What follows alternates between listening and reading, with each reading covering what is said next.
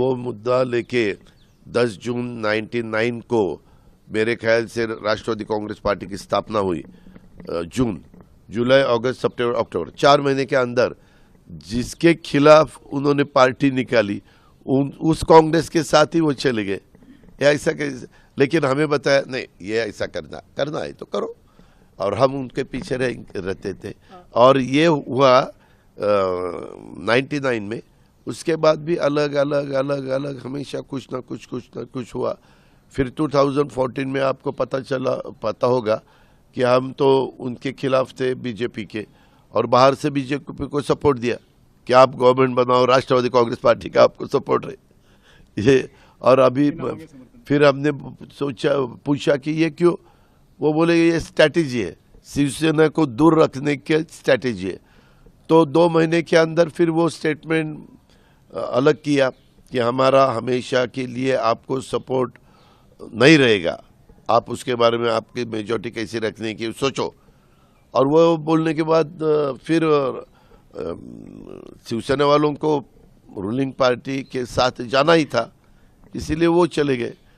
और 2014 होने के बाद 2017 में फिर एक दफ़ा कोशिश हुई बीजेपी के साथ जाने की, और तब बीजेपी वालों ने बताया कि हम दोनों साथ साथ बहुत सालों से काम कर रहे हैं, एक दूसरे को मदद कर रहे हैं, हम दोस्त हैं, हम इसमें से किसी को नहीं छोड़ेंगे, आपको आना है तो अंदर आ जाओ। तो बताया शिवसेना हमें बिल्कुल नहीं चलती। 2000 में बताया शिवसेना बिल्कुल नहीं चलती, आप शिवसेना को गवर्नमेंट से हटाओ, हम आपके साथ आएंगे। तो वो बोले हम नहीं हटाएंगे, हम तो उसका विश्वासघात होगा। फिर हम 2019 का चुनाव है, फिर जो बीजेपी को बाहर से सपोर्ट किया, फिर बीजेपी उसके अंदर आई। हमें बताया था बाहर से सपोर्ट करने के बाद अपने को बीजेपी के साथ ही जाना है थोड़े दिन के बाद, लेकिन वो हुआ नहीं। फिर हम हमारा काम करना शुरू किया, और फिर 17 में ये कोशिश की, वो सक्सेस नहीं हुई क्योंकि शिवसेना उनको नहीं चाहिए थी। फिर 2019 में बोले कि नहीं, अभी पहले बीजेपी के साथ हमारी बातें हुई, सब तय हुआ, Devendra Fadnavis chief minister, Ajit Pawar deputy chief minister, कौन मिनिस्टर, कौन से पोर्टफोलियो, सब हुआ। और बाद में बम्बई जाने के बाद बोले वो जब हुआ, लेकिन अपने को कांग्रेस और शिवसेना के साथ जाना है। मैंने कहा कि 2017 में आपने बताया कि हम शिवसेना के साथ नहीं जाना चाहते हैं, शिवसेना अलग टाइप की पार्टी है, और अभी शिवसेना के साथ गवर्नमेंट कैसा बनाएंगे? नहीं, पॉलिटिक्स में ऐसा चलता है। तो फिर उनके साथ गवर्नमेंट बनाया। मुझे बताया कि तुझे सब विधायकों का कहना है कि अजित को डिप्टी चीफ मिनिस्टर बनाओ, इसीलिए मैं तुझे बना रहा हूँ, लेकिन उद्धव जी के साथ बहुत अच्छी तरह से संबंध रखना और ये गवर्नमेंट चलाना। मैं सच बताता हूँ आपको, मैंने बहुत अच्छी तरह से उनके साथ काम किया।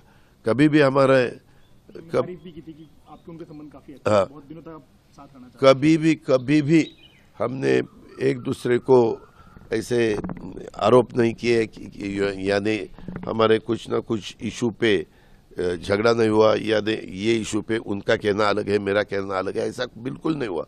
कोरोना का टाइम था तो भी हमने उसका सामना किया, उसके बाद भी पॉलिटिक्स में हमने सबको साथ लेने की कोशिश की। लेकिन एकनाथराव शिंदे ने अलग डिसीजन लिया, तब भी वो डिसीजन लेने के बाद मेरे पार्टी के सभी विधायक, जितने भी एमएलए एमएलसी है, वो सभी विधायकों ने बताया अपने को इसमें नहीं रहना है, अपोजिशन में, अपने को बीजेपी के साथ जाना चाहिए। ऐसा लेटर दिया पवार साहब को, सभी ने साइन करके। 2022 में बात कर रहे हैं आप? हाँ, 2022 की, और तब गवर्नमेंट नहीं बना था किसी का भी। तो हमारी कमेटी की, मेरी, प्रफुल्ल भाई की और जयंत पाटिल जी की, और हमें बताया कि आप अमित भाई के साथ बातें करो और फिर डिसीजन लेंगे। लेकिन अमित भाई बोले कि ये फ़ोन पे नहीं हो सकती, आप यहाँ आओ। एक भाई को फ़ोन किया, हम तीनों ने टिकट निकाला था, प्राइवेट प्लेन का बंदोबस्त प्रफुल्ल भाई ने किया था, लेकिन हमें हमारे वरिष्ठ नेता ने कहा कि वहाँ नहीं जाने का, फ़ोन पे बात करने का। हम तीनों बैठे या स्पीकर पे, तो आगे कैसे जाए। वो बोले पुराना अनुभव मुझे बहुत ख़राब है एनसीपी के बारे में। हमने एनसीपी के साथ 3 या 4 दफ़ा बात करने की कोशिश की, उनको साथ लेने की कोशिश की, लेकिन बात एक होती है और बाद में वो चेंज हो जाते हैं। तो वो मैं तो स्टेट का गवर्नमेंट बनाने का है, फ़ोन पे बात नहीं हो सकती।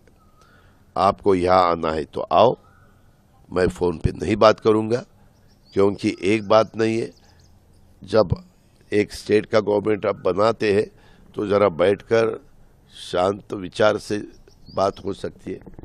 फिर वो उन्होंने फ़ोन पे बात नहीं की और वो बोले कि आप नहीं आएंगे तो मुझे किसी शिवसेना का साथ लेके गवर्नमेंट करना है, और उन्होंने गवर्नमेंट किया। अगर आप ये वीडियो YouTube पर देख रहे हैं तो हमारे चैनल को सब्सक्राइब करें और बेल आइकन को दबाना ना भूलें। अगर आप Facebook पर ये वीडियो देख रहे हैं तो हमारे पेज को लाइक करें।